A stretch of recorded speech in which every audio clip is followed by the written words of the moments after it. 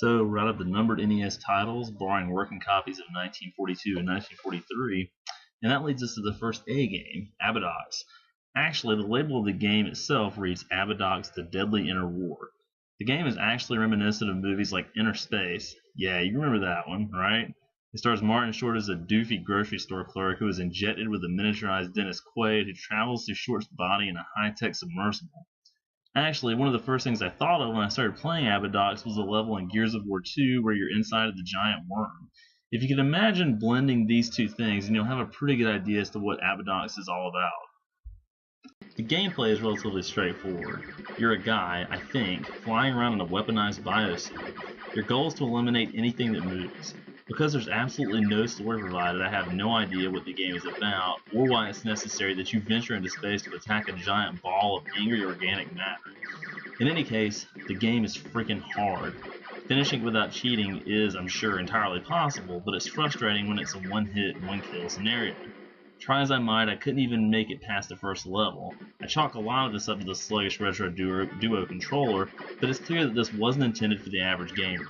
You need the hand-eye coordination of a trans-dimensional ninja to stand the slightest chance of surviving the hordes of teeth-laden eyeballs and intestines that are hurled at you on a non-stop basis. As you've probably guessed, it wasn't long before I consulted Google and was presented with a list of codes that would help me navigate the insanity of Abadox.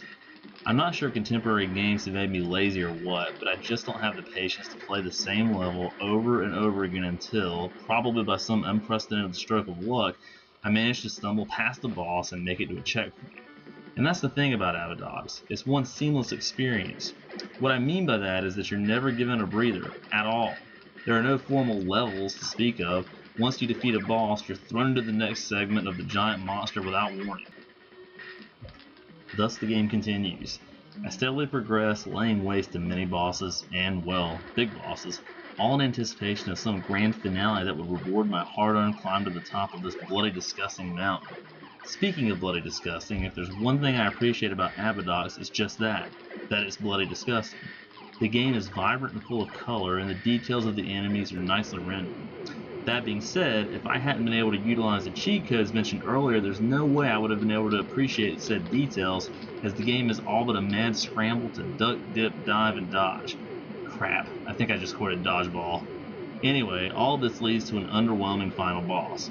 Once it's beaten, you're presented with the image of a female figure emerging from the mess inside some kind of orb.